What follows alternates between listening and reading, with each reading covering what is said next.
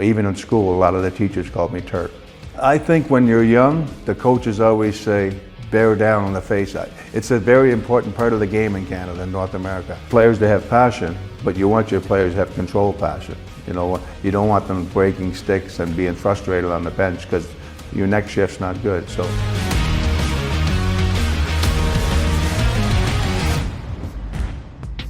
Здравствуйте, здравствуйте! Я Дмитрий Федоров, тренер молодежной команды «Атлант». Сегодня на тренерском мостике рулевой Шанхай Драгонс Жерар Галлан. Hello, мистер Галлан. Мистер Галлан, первый вопрос о ваших коллегах. Вместе с вами в КХЛ работают 4 канадских специалиста. Будут ли противостояния с командами Гибуше, Боба Хартли, Бенуа Гру особенными для вас? Yeah, it definitely does. I know all the 3 guys personally. They all coached in the 3 of them are from Quebec, in the province of Quebec, so I know them all. You know, Bob Hartley, I coached against him in the NHL. Benoit Grew, I also coached against him in the Quebec League. And then along with Guy Boucher, obviously, I coached with him, coached against him in the NHL. So 3 very good coaches, 3 good people, and they're doing a great job in this league. They're highly commanded coaches in this league. Когда начались переговоры о контракте, говорили ли вам, что команда будет играть на самом большом стадионе в мире? И было ли это обстоятельство каким-то стимулом для вас, мотивом подписать контракт? No, when I first talked with them about the job, it's you know, it was very interesting for me because I know nothing about the KHL. I knew that some players played over here. But the organization, they kept calling me and they were good people and they talked about an opportunity. And I talked with my family and I said, I want to try this. You know, it's a good league. There's very good players. And then they told me about St. Petersburg, how nice a city it was. And then they obviously told me about this beautiful arena. I mean, it's just like 23,000, the biggest arena, like you said. And it's a beautiful arena. We have everything here we need. So the organization, you know, sold me on this opportunity and I'm very happy I'm here. Вот можно провести такую аналогию. Вы пришли в новый клуб в Лас-Вегасе и сейчас в Санкт-Петербурге. Абсолютно новые команды. Что-то есть похожее в ситуации? Yeah, very similar. We have, obviously in Vegas, we had all new players in an expansion team. Here we have probably 20 out of the 25 or 26 players that are all new players here. So it's a similar experience. I hope it ends up the same way, but it's definitely an same experience. And we're trying to get our group together and our players together. And we have lots of North American players on our team, so that's helping me for sure. Надо сказать, что вы выбираете для места работы очень красивые города: Лас-Вегас, Нью-Йорк, Санкт-Петербург. Было ли у вас время посетить какие-то достопримечательности в Санкт-Петербурге? Может, какую-то экскурсию для вас провели? Yes, a little bit. We went on a boat tour with the ownership and the management of our team, and it was incredible. I didn't believe it was 2.5 hours on the boat tour with some other coaches, and you know, it was amazing to me to see all the bridges and to go down there and all the beautiful buildings. So it very surprised me, and it was very beautiful. So I was very surprised. Как вы думаете, можно перенести победный опыт вашей работы со сборной Канады в 2021 году на чемпионате мира сейчас на Dragons? Потому что и тогда, и сейчас команды собраны в последний момент, в последнюю минуту, но в то же время нужно дать амбициозный и высокий результат. Yes, when I talked to the ownership of the team when I was negotiating with my contract and trying to see if I was going to come, we talked about that. I mean, I had some experiences with Team Canada 3 or 4 times, and when you put a team together in a short period of time, it definitely helps. So definitely that experience helped me here, and so far it's been good. I'm happy so far. I think we can still get better, but so far so good.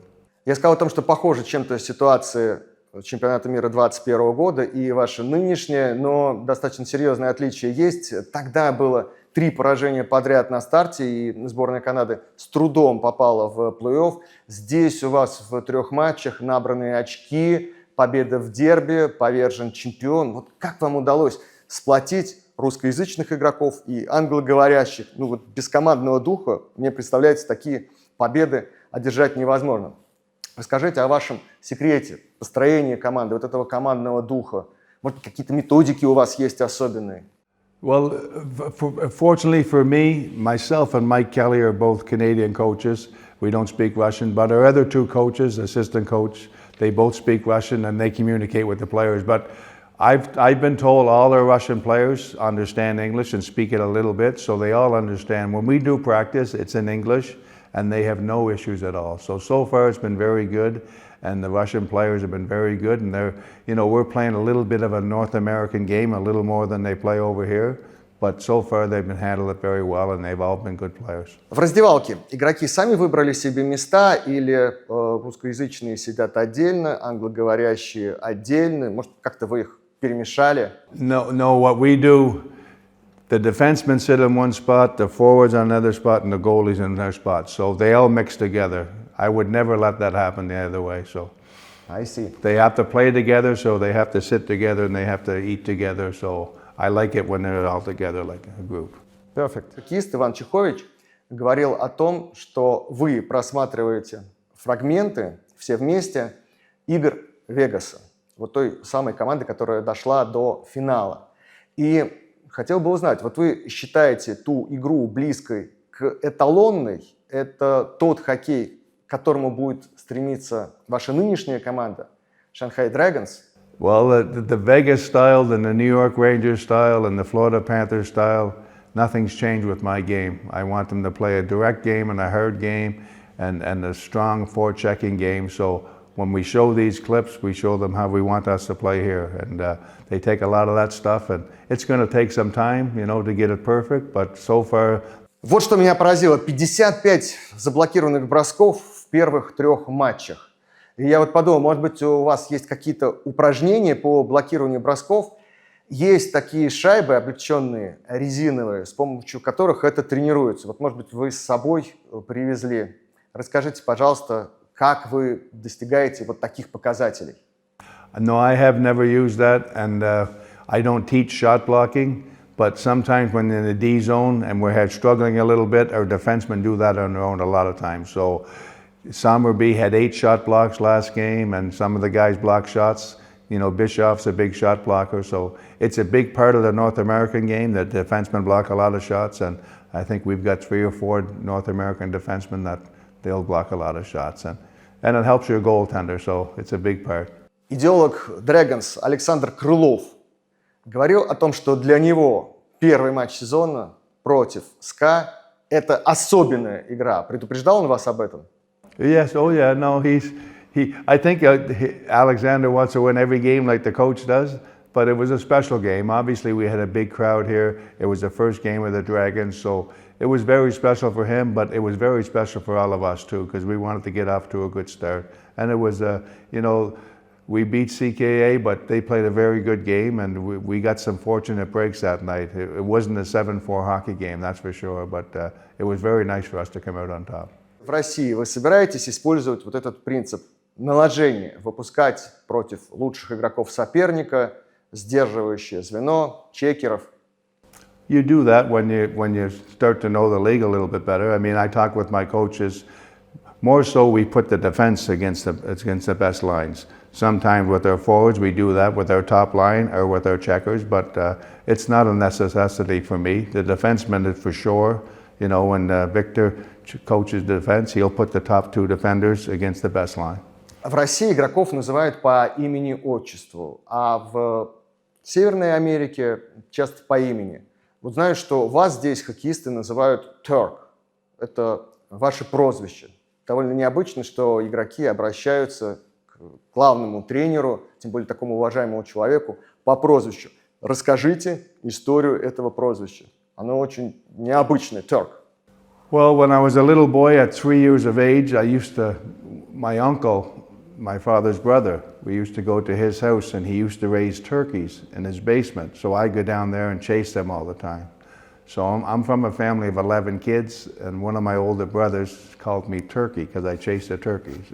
And then from that time on, it stuck. So I've been called Turk ever since. They shortened it from Turkey to Turk, and that stuck all the time. And my province where I'm from in Prince Edward Island, it's a small place, and my last name, Gallant, it's the most popular name.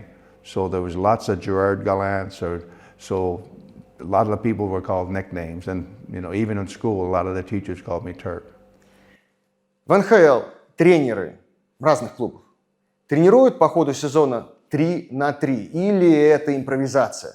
Yes, they do a little bit, not a whole lot, but a little bit. More time they do with the video than on the ice. But, you have all kinds of different players, and I think we learn a lot from European, how you want to keep the puck and keep going back if you don't have good shots. So I think, it's definitely gotten better in the NHL, and there's a lot of talent and a lot of skill over there. Многие тренеры сейчас в России говорят о необходимости обучающих семинаров. В Канаде это очень популярно, и лекции, и подкасты. Нашлось бы у вас время для того, чтобы прочитать лекцию молодым российским специалистам, например, по тактике? Потому что Dragons очень здорово выходит из обороны, здорово проводят контратаки с места отбора. Наверняка это было бы многим любопытно узнать, как вы это делаете. When we have time, usually we do that time in the summertime at some camps. Now, sometime in the season, if the organization wants to put something together, Mike Kelly and I would do some stuff like that, definitely. Yeah, we like to help out. That's what it's all about, coaching, giving back to the younger coaches. Российские центральные нападающие слабо играют на вбрасываниях. Так исторически сложилось. А канадцы, наоборот, сильно. В чем секрет? Расскажите, какие-то, может быть, особенные методики? I think when you're young, the coaches always say, bear down on the face. It's a very important part of the game in Canada and North America. I don't know if it's as much important over here, it seems, but in North America, you're told at a young age, face-offs are very important. So I think they bear down a lot on those face-offs.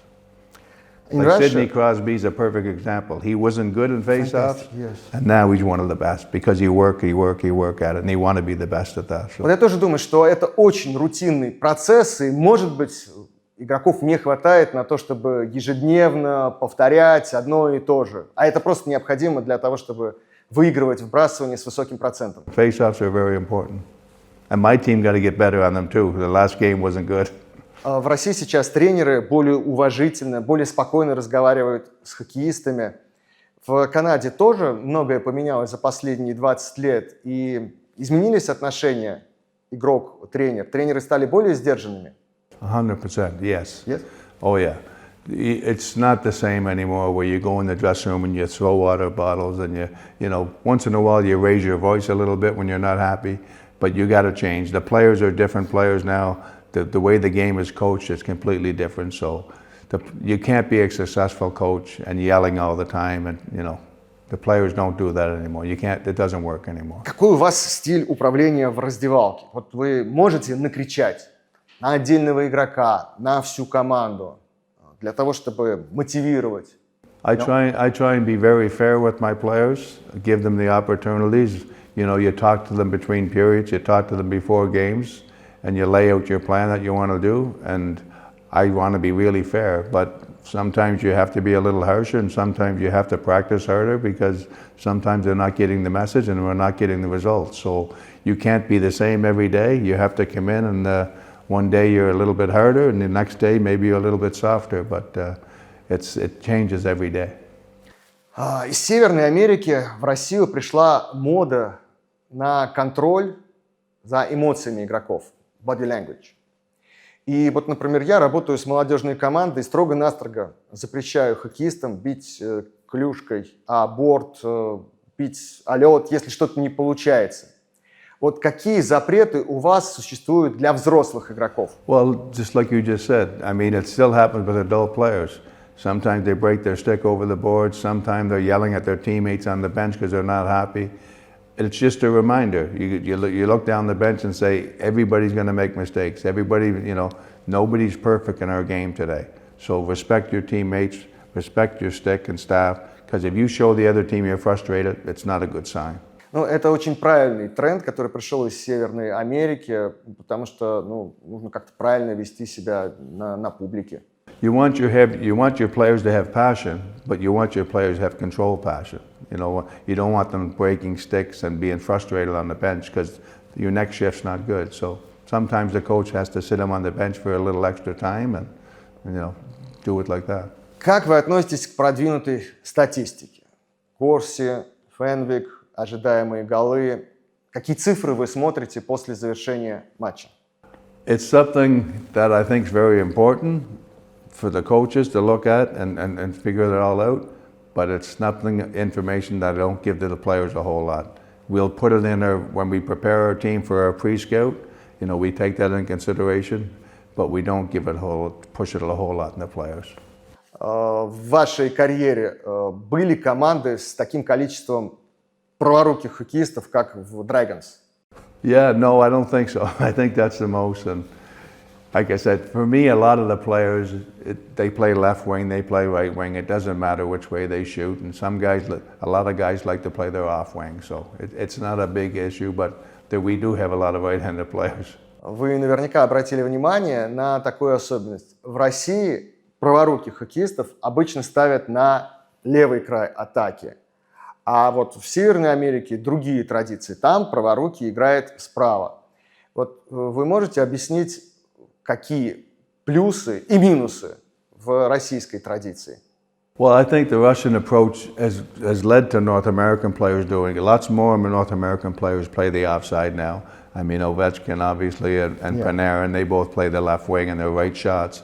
I think it helps, especially when you play in the offensive zone. Your stick is always in the middle of the ice instead of on the boards. So Ovechkin open up for his one-timer, it's the off swing. So I think it definitely helps in the offensive zone. Defensive zone, sometimes you get caught on the wrong side and your stick's in the middle, so you have to handle the puck on your feet, but it's not an issue. They learn how to play on their offside. А в Dragons вы как будете играть? По российским канонам или по североамериканским? Yeah, but it's not an issue. Like, honestly, a right winger playing left wing, a lot of times when they win the puck on the boards, he'll take it in his feet to his stick. So players at this level can adjust to that. Tougher for the younger kids, but pro players, they adjust to that, no problem. Был ли какой-то стереотип о российском хоккее, который вот уже сейчас, после непродолжительного этапа работы, разрушен, разбит в дребезги? Well, I'm watching our game played, and I see we played Locomotive, we played a very good team, we played the Admirals, who plays a physical game. So people say they play Russian style. Well, to me, they both play North American style. The same thing. Like they big, they go to the net hard, they bang the body. Now they do a little bit more crisscrossing than we do in North America, but the game is very similar. They play hard. Russian players not all skill now and met pass. They play hard, they play physical. So the game is a lot closer than it used to be. В Канаде какие-то средства массовой информации будут следить за вашими приключениями в России? I don't know. I mean, I've seen some social posts and all that, but I haven't really seen anything, to be honest with you. I don't read a whole lot of newspapers and TV a little bit, so I just focus on what I'm doing here. I have good friends that are journalists, back home in Canada, so they'll check in every while, how's your team doing, and stuff like that. But I know every time we play a game, everybody knows the results back in Canada. Everybody checks, Когда вас приглашали на работу, когда вы подписывали контракт, вы уже знали о том, что очень большие расстояния в России из одного города в другой, что нужно летать на Дальний Восток, или когда вы уже прибыли сюда, для вас это стало сюрпризом? Наверное, неприятно, потому что мало какого тренера обрадует, что нужно куда-то лететь 10 часов, и после этого с самолета выходить и прям сразу играть. Yeah, no, I mean, I was in Moscow twice before for World Championships, so I knew Moscow a little bit, but I didn't know many of the cities. Like I don't, Omsk and some of the other cities, I didn't know where they were at or nothing. So when they just talked to me, I knew St. Petersburg was, I heard it was a beautiful city. Some friends of mine came here years ago and they said St. Petersburg is a beautiful, beautiful city and it's a nice city and, lots of young people can speak English and understand English. So he said, you'll be fine over there. And so far what I've seen, it's been perfect. The food is very good everywhere we go. The restaurants are good. The people are good. They try and help you out when you have trouble with the language. But I've had nothing but for 3 weeks, I'm very happy. Есть ли у вас какие-то слоганы, какие-то мотивирующие слова, которые вы всегда используете в ваших командах? Может быть, какие-то слоганы в раздевалке особенные? No, you know what? I'm not a guy that puts a lot of stuff up on the walls or on the boards. I come in and I talk to the guys and I say, I'm going to treat you fair. I want you to treat us fair as coaches, respect. We work together, you know, the ownership, the bosses of our team, the managers, the trainers, everybody's together. So we treat everybody with respect and we expect the same thing back. So for me, respect is the big word for me, and I like when our team and our organization is very respectful. Огромное спасибо за это интервью, огромное спасибо за приезд в Россию. За вашей командой будет интересно следить, с вами было интересно общаться. Больших успехов вам в нашей стране и спасибо большое за вашу невероятно добрую улыбку.